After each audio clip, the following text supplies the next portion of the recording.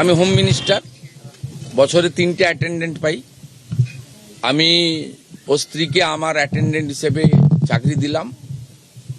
উনি শোক কাটিয়ে ওঠার পরে লোকাল থানার সঙ্গে অ্যাটাচ থাকবেন এবং 12 মাস 15,000 টাকা করে এরা পায় অ্যাটেন্ডেন্ট।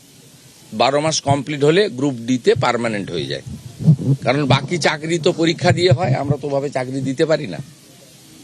C agreed. আমরা থার্ড যেটা বলেছি যে মৃত্যু অর্থ দিয়ে হয় না, কিন্তু সব প্রদেশেরই সরকার, কেন্দ্রের সরকার একটা দায়িত্ব থাকে। এই জন্য CM relief fund, PM relief fund, এই জন্যই ডিজাস্টার ম্যানেজমেন্ট ফান্ড, এই জন্যই থাকে, এক ব্যবস্থা থাকে সরকারের। ওরা আমাদের কাছে অর্থ চায়নি, কিন্তু আমি চিফ মিনিস্টার রিলিফ ফান্ড থেকে 10 লক্ষ টাকার একটি চেক আপনার মিসেসকে দিয়েছি। বলছি এটা আপনাকে নিতে হবে না, আপনাকে একটা চাকরি, ছোট চাকরি হলেও দিলাম আমরা। 2টো বাচ্চার নামে আপনি MIS করে দেন, ওদের পড়াশোনাটা দেখতে হবে। রাজনৈতিক মতপার্থক্য থাকতেই পারে, কিন্তু সরকার পাশে থাকবে, বার্তা দিলেন মুখ্যমন্ত্রী। আমি প্রয়াত জ্যোতিবাবুর কথা বলবো না, প্রয়াত বুদ্ধবাবু এবং প্রাক্তন মুখ্যমন্ত্রী মমতা ব্যানার্জির সময়ে একটা উদাহরণ দেখাতে পারবেন না যে রাজ্য সরকারের প্রশাসনিক প্রধান মুখ্যমন্ত্রী, তিনি রাজ্য মন্ত্রিসভার সদস্য ডিজিপি তাকে সাথে নিয়ে রাজনৈতিক ভিন্নমত পোষণ করা লোকের বাড়িতে এসেছেন। তার বক্তব্য শুনে তাকে সরকারের যে কর্তব্য সেটা পালন করার জন্য, এই উদাহরণ আপনি পাবেন না যেটা আমাদের সরকারের সময় আপনারা দেখতে পাচ্ছেন। পরিবারও কমপ্লিটলি তৃণমূল পরিবার, ওর মিসেস কাউন্সিলর, তারাও বর্তমান সরকার এবং পুলিশ প্রশাসনের উপরে, হায়ার লেভেলের উপর, লোকাল পুলিশের উপর ওদের অভিযোগ আছে। সিপি ডিজিপির উপরে, ডিএম এর উপরে, চিফ মিনিস্টারের উপরে, লোকাল MLA এর উপরে কনফিডেন্স রেখেছে। এটা আমাদের বড় পাওনা। মুখ্যমন্ত্রীর পদক্ষেপে আশাবাদী মৃত তৃণমূল কর্মীর পরিবার। আমি তৃণমূল কর্মী ছিলাম, আমি একজন কাউন্সিলরও ছিলাম, প্রাক্তন কাউন্সিলর। তো থাকা সত্ত্বেও উনি এসেছেন, আমি তার জন্য ওনার কাছে চিরকৃতজ্ঞ। আমাকে মুখ্যমন্ত্রী আশ্বাস দিয়েছেন যে আমি বিচার পাবো, আর উনি আমার বাচ্চাদের জন্য বলেছেন যাতে আমি ভবিষ্যতে বাচ্চাদেরকে নিয়ে থাকতে পারি, সেই ব্যবস্থা উনি করে দেবেন। আমি বিচার পাবো, আমি সেদিকে পুরো আশাবাদী। এবার গতকালের ছবি দেখাবো।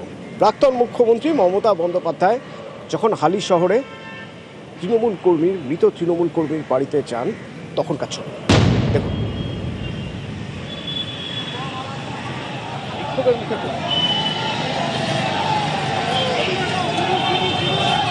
অভিযোগ করে স্থানীয়রা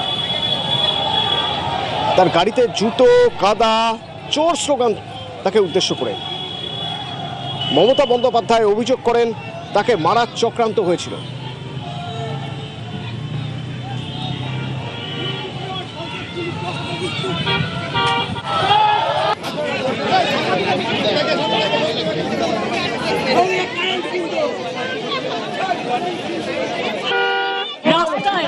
বিজেপিকে জোগাড় করে এখানকার লোকাল আইসি, যিনি এই হত্যাকাণ্ডের ঘটনায় ইনভলভ, তিনি নিজে বাইরে থেকে বিজেপি তারা আমাদের গাড়িতে অশ্রাব্য গালিগালাজ এবং এত বড় বড় ইট মেরেছে।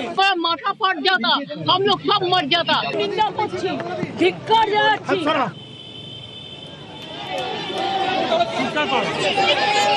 গতকালের এই ঘটনা নিয়ে কি প্রতিক্রিয়া শুভেন্দু অধিকারী?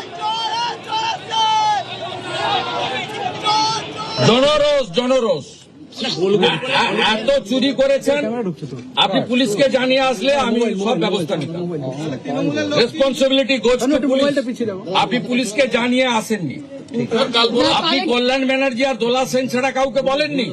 আপনি you are holding Z+ category. আপনি যখন যেখানে যাবেন প্রায়র পুলিশকে বলবেন you should inform police properly because you are holding Z+ category still. আপনি জানিয়ে আসেননি, তার রেসপন্সিবিলিটি ডিজিপি বা পুলিশ মন্ত্রী নেবে না। সমাজ বিরোধীদের সঙ্গে সমাজ বিরোধীদের মতোই ট্রিটমেন্ট হওয়া উচিত বলছেন দিলীপ ঘোষ।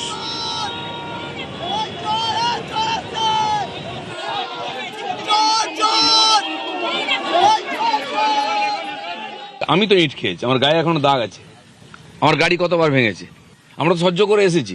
সেখানে যারা হাই তোবা করছে তারা হচ্ছে সবচেয়ে বড় ক্রিমিনাল, যারা টিএমসির অত্যাচার নিয়ে কোনোদিন মুখ খোলেনি, কাপুরুষের দল। আমরা যখন দিনের পর দিন মার খেয়েছি, 250 লোককে ফাঁসি দিয়েছে, ঝুলিয়ে দিয়েছে, তখন এই মানবতা কোথায় ছিল? ডিমের জন্য প্রাণ যাচ্ছে। যেন এইসব মানবতার কথা বলবেন না, সৌজন্যতার কথা বলবেন না। যারা সমাজ বিরোধী কাজ করেছে তাদের প্রতি সমাজ বিরোধীর মতো ট্রিটমেন্ট করা উচিত। আমি তো বলেছি পশ্চিমবাংলার মানুষের মধ্যে মানবিকতা যায়নি, তাই ইটের বদলে ডিম মারছে। মারা উচিত ইট, আমি সমর্থন করবো ইট মারলে। এদের এটা পাওনা ছিল। সমীর ভট্টাচার্য পার্টির নীতির কথা বলেছেন, ঠিক বলেছেন। আমি যেটা বলছি ঠিক বলছি, যে বুঝতে পারবে না তাকে বোঝাবার দায়িত্ব আমার আছে, আমার কাছে পাঠান। যারা বাড়িতে বসে আছে বউর আঁচলের তলায়, তারা নৈতিকতার কথা বলবে আর দিলীপ ঘোষ শুনে নেবে? যে 10 বছর কাঁটার উপর দিয়ে হেঁটে গেছে, এই মানে অ্যান্টি সোশ্যালদের বিরুদ্ধে লড়াই করেছে, আমাকে যেন কেউ মানবতার কথা না শোনায়। আমি তো আমার কর্মীদেরও ধন্যবাদ দেবো, আজ পর্যন্ত ওরা ইট পাটকেল লাঠি নিয়ে দাঁড়ায়নি রাস্তায়। আমাকে তো রোজ দাঁড়ানো হতো, গাড়ি ভাঙা হতো। কতজন বুদ্ধিজীবী তখন রাস্তায় নেমেছিল প্রতিবাদ করতে? ন্যাকার দল।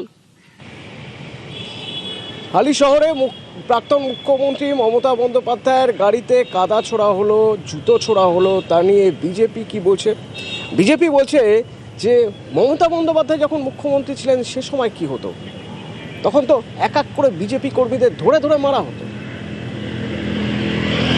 সিনিয়র পুলিশ ডিসির নেতৃত্বে পুলিশরা তাকে প্রপারলি সাপোর্ট দিয়েছে। পুলিশ তো এত বড় অ্যারেঞ্জমেন্ট করেছে দেখলাম, যেটা তো উনার পাওয়া, উনি এখন ওই ক্যাটাগরিতে পড়েন কিনা সন্দেহ আছে। কিন্তু আমাদের নির্দেশ আছে, প্রাক্তন মুখ্যমন্ত্রী 15 বছর ছিলেন, বয়সও হয়েছে, উনাকে যতটা সম্ভব পূর্ণ নিরাপত্তা এবং উনার সম্মান রাখা উচিত। সে কাজ পুলিশ করেছে, পুলিশ কিছু খারাপ কিছু করেনি। রাজ্যের বর্তমানের মুখ্যমন্ত্রী প্রাক্তন বিরোধী দলনেতাকে উত্তরবঙ্গে জীবন্ত গাড়িতে পুড়িয়ে মেরে দিচ্ছিলেন। গণরোষের শিকার তৃণমূল কংগ্রেস, তৃণমূলকে তৃণমূল মারছে।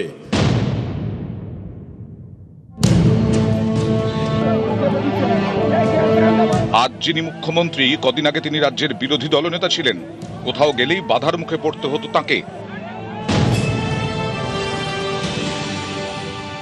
2024 ফেব্রুয়ারি সন্দেশখালীতে শাহজাহানের সন্ত্রাসের অভিযোগ। সন্দেশখালী যাওয়ার পথে রামপুরেই শুভেন্দু অধিকারীর কনভয় আটকে দেয় পুলিশ।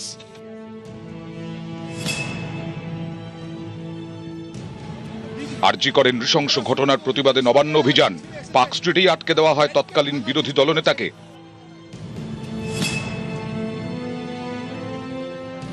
2022 গণধর্ষণ কাণ্ডের প্রতিবাদে নদিয়ার হাঁসখালি যাওয়ার পথে রানাঘাটেই আটকে দেওয়া হয়েছিল শুভেন্দু অধিকারীকে।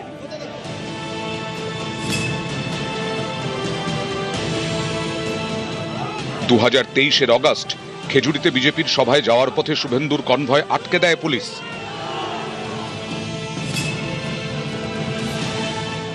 শুধু অভিযান নয়, রাজ্যপালের সঙ্গে দেখা করতে গিয়েও পুলিশি বাধার মুখে পড়তে হয়েছে শুভেন্দু অধিকারীকে। 2024 জুন ভোট পরবর্তী হিংসায় ভুক্তভোগীদের নিয়ে রাজ্যপাল সিভি আনন্দ বোসের সঙ্গে দেখা করতে যাচ্ছিলেন সে সময়ের বিরোধী দলনেতা। 144 ধারা রয়েছে, এই যুক্তিতে তাকে আটকে দেয় পুলিশ। বগডুই থেকে ভূপতিনগর তৃণমূল জামানায় এভাবেই বারবার পুলিশি বাধার মুখে পড়তে হয়েছে শুভেন্দু অধিকারীকে। এখানেই শেষ নয়, অনেক সময় তো সামান্য মিটিং মিছিল করার জন্য আদালতে যেতে হয়েছে তৎকালীন বিরোধী দলনেতাকে। আমাকে 104 বার হাইকোর্টে যেতে হয়েছে। আপনি অ্যাপ্লিকেশন করে দিয়ে কলকাতার রাস্তায় ভিক্টোরিয়ার সামনে ফিতা নিয়ে চলে যাবেন? কি মামার বাড়ি নাকি? ফিতা নিয়ে যাবেন মাপতে? কে অধিকার দিয়েছে আপনাকে? কে অধিকার দিয়েছে? পারমিশন প্রেয়ার করবেন, কোথায় দেবো বলে দেবো। আরে আপনাদের লোক প্রচুর প্রচুর লোক, লক্ষ লক্ষ লোক, 30 লাখ লোক হয়। 11 সালে তো ব্রিগেডে গেছিলেন, এবারেও চলুন না ব্রিগেডে যাই, দম আছে। রাজ্যের বর্তমানের মুখ্যমন্ত্রী প্রাক্তন বিরোধী দলনেতাকে উত্তরবঙ্গে জীবন্ত গাড়িতে পুড়িয়ে মেরে দিচ্ছিলেন। গণরোষের শিকার তৃণমূল কংগ্রেস, তৃণমূলকে তৃণমূল মারছে। নিউজ 18 বাংলা। আপনি 15 বছরে 315 জন বিজেপি কর্মীকে খুন করেছেন। এর সাথে অভয়ার মতো ইনসিডেন্ট অসংখ্য। আপনি কোথাও একবারও কোনো আপনার অপোজিট থটের লোকের বাড়িতে গিয়ে সহানুভূতি দেখিয়েছেন এ উদাহরণ নেই।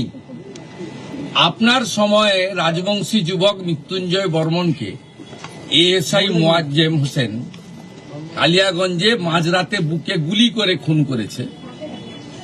আপনি মৃত্যুঞ্জয় বর্মনের পরিবারের পাশে দাঁড়াননি, কিন্তু আপনার দলের কর্মী এবং আপনার দলের কর্মী স্ত্রী, যিনি তৃণমূল কংগ্রেসের এখানকার কাউন্সিলর, তার বাড়িতে রাজ্যের মুখ্যমন্ত্রী হাই লেভেল টিম নিয়ে এসে পরিবার যা যা চেয়েছে প্রাথমিকভাবে সেটা পূরণ করার মধ্য দিয়ে একটা মুখ্যমন্ত্রীর শুধু দলের নয় রাজ্যের, এটা আপনাকে আমি বুঝিয়ে দিয়ে গেলাম, শিখিয়ে দিয়ে গেলাম। যেটা আপনি করতে পারেননি সেটা শুভেন্দু অধিকারী করার চেষ্টা করলেন।